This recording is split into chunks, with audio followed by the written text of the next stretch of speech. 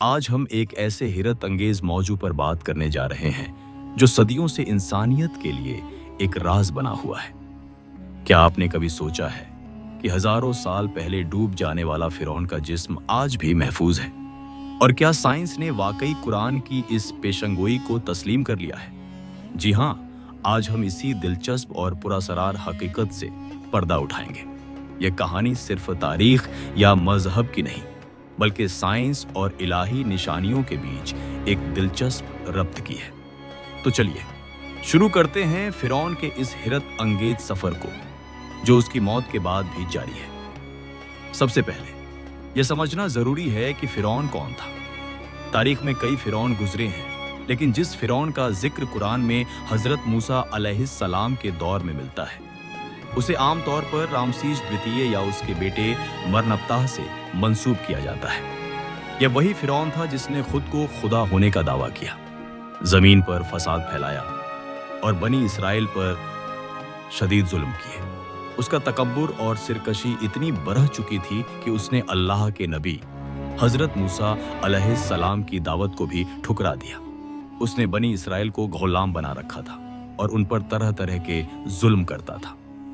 कुरान और तारीखी रिवायतों के मुताबिक फिरौन एक निहायत जालिम और मगरूर हुक्मरान था, जिसने अपनी कुदरत और बादशाहत के नशे में हर हद पार कर दी थी। उसका जुल्म और तकब्बुर ही उसकी तबाही का सबब बना। उसने अल्लाह के पैगंबर हजरत मूसा अलैहिस्सलाम और उनके भाई हजरत हारून अलैहिस्सलाम की दावत को न सिर्फ रद्द किया, बल्कि उनका मजाक भी उड़ाया और उन्हें जादूगर करार दिया। फिरौन ने अल्लाह की निशानियों को झूठलाया और अपनी कुदरत का गलत इस्तेमाल किया।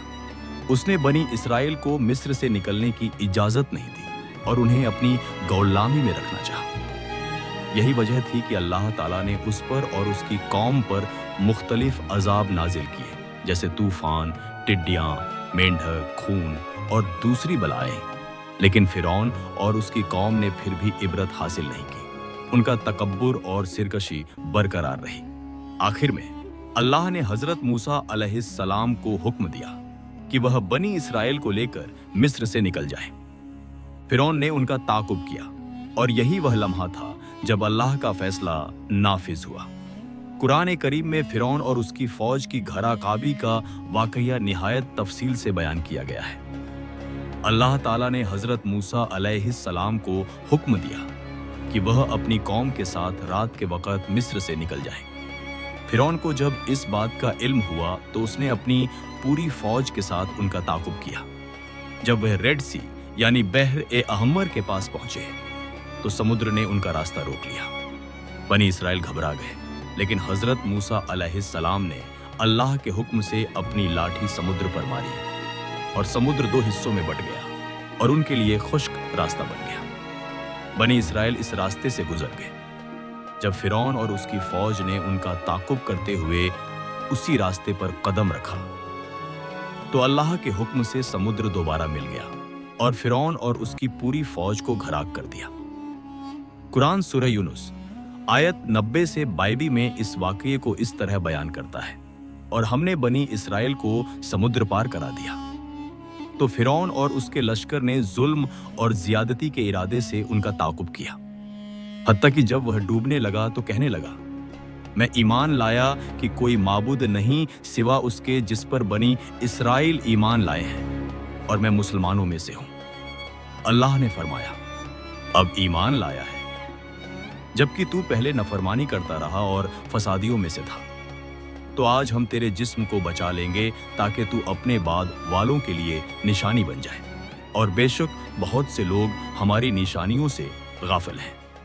इस आयत में अल्लाह ताला ने वाज़ेह तौर पर फरमाया कि फिरौन के जिस्म को महफूज रखा जाएगा ताकि वह आने वाली नस्लों के लिए एक निशानी बन सके। यह एक ऐसी पेशंगोई थी जो उस वक्त किसी के तसव्वुर में भी नहीं आ सकती थी। कुरान करीम की सूरह यूनुस की आयत जिसका जिक्र हमने अभी किया, एक अजीम मौजिज़ा है। इस आयत में अल्लाह ताला ने वाज़ेह लफ्ज़ों में फरमाया कि फिरौन के जिस्म को उसकी मौत के बाद भी महफूज रखा जाएगा ताकि वह आने वाली नस्लों के लिए एक निशानी बन सके। उस वक़्त जब फ़िरौन डूबा, उसके जिस्म के महफूज रहने का कोई इम्कान नहीं था। समुद्र में डूबने वाले जिस्म आमतौर पर या तो मछलियों का गीज़ा बन जाते हैं, या गल सज जाते हैं, या फिर समुद्र की तह में कहीं गुम हो जाते हैं। लेकिन अल्लाह ने अपनी कुदरत से फ़िरौन के जिस्म को महफूज रखने का इरादा किया। यह पेशंगोई उस वक़्त की गई जब साइंस और मुमियाइत यानी ममिफिकेशन के बारे में इंसानी इल्म न होने के बराबर था। इस आयत ने एक ऐसी हकीकत की तरफ इशारा किया जो सदियों बाद जाहिर होनी थी। यह सिर्फ एक मजहबी दावा नहीं था, बल्कि एक ऐसी खबर थी जो मुस्तकबिल के पर्दे में छिपी हुई थी और जिसका सच होना अल्लाह की कुदरत और कुरान की सच्चाई का बेहतरीन सबूत था। इस आयत का मकसद सिर्फ फ़िरौन की तबाही का जिक्र करना नहीं था, बल्कि इंसानियत को यह पैगाम देना था कि अल्लाह की कुदरत हर चीज पर गालिब है और उसकी निशानियां हर दौर में मौजूद होती हैं। बस देखने वाली आंख और गौर करने वाला दिल चाहिए। फ़िरौन का जिस्म एक ऐसी निशानी बनने वाला था जो उसके तकब्बुर और अल्लाह की नफरमानी का अंजाम बयान करती और साथ ही अल्लाह के कलाम की सच्चाई को भी साबित करती। सदियों तक कुरान की यह पेशंगोई एक रहस्य ही रही, लेकिन 19वीं सदी के आखिर और 20वीं सदी के शुरू में मिस्र में कदीम फ़िरौनों की कुबरों की दरियाफ्त शुरू हुई और फिर 1896 में फ्रांसीसी इजिप्टोलॉजिस्ट विक्टर लोरेट ने वादी बिबान एल मोलुक यानी वैली ऑफ द किंग्स में फ़िरौन मरनप्ताह की कुबर दरियाफ्त की। मरनप्ताह, जो रामसीस द्वितीय का बेटा और जनाशीन था, उसे अक्सर वही फ़िरौन माना जाता है जिसने हज़रत मूसा अलैहिस्सलाम का ताकुब किया था। जब उसकी मम्मी दरियाफ्त हुई तो उसकी हालत हैरत अंगेज थी। उसका जिस्म निहायत अच्छी तरह महफूज था और उस पर समुद्री नमक के असरात भी मौजूद थे। यह मम्मी काहिरा के इजिप्शियन म्यूजियम में महफूज की गई, लेकिन इस मम्मी की सबसे दिलचस्प बात उसकी मौत की वजह थी। इब्तदाई जायज़ों में यह बात वाज़ेह नहीं थी कि मरनप्ताह की मौत कैसे हुई, लेकिन फिर 1975 में फ्रांसीसी साइंसदान डॉ मॉरिस बुकैल ने इस मम्मी का तफसीली मुताला किया। डॉ बुकैल एक मशहूर सर्जन और साइंसदान थे जिन्होंने फ़िरौन की मम्मी पर गहराई से तहकीकात की। उनकी तहकीकात ने एक ऐसी हकीकत से पर्दा उठाया जिसने दुनिया को हैरान कर दिया। डॉ मॉरिस बुकैल ने फ़िरौन मरनप्ताह की मम्मी का तफसीली साइंसाई तज्जिया किया। उन्होंने मम्मी के अंदरूनी हिस्सों का एक्सरे और दूसरी जदीद आलात से मुआयना किया।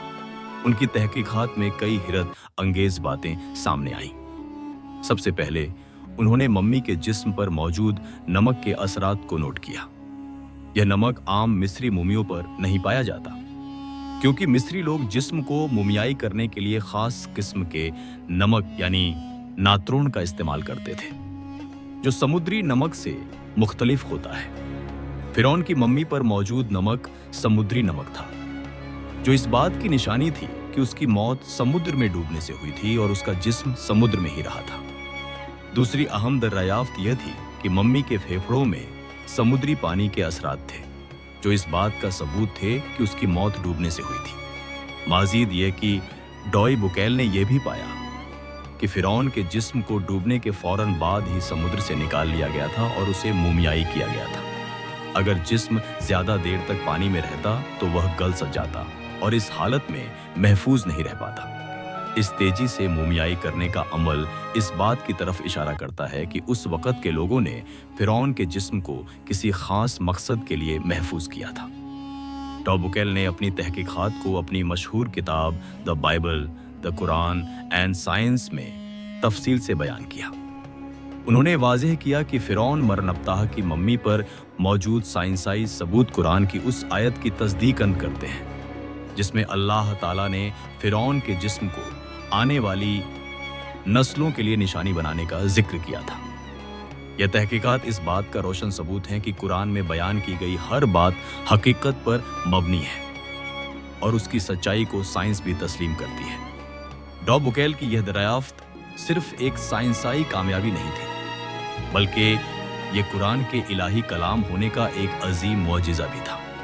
उन्होंने खुद इस बात का इकरार किया कि कुरान में ऐसी साइंसाई हकीकतें बयान की गई हैं जो उस दौर के इंसानी इल्म से कहीं ज्यादा आगे थी।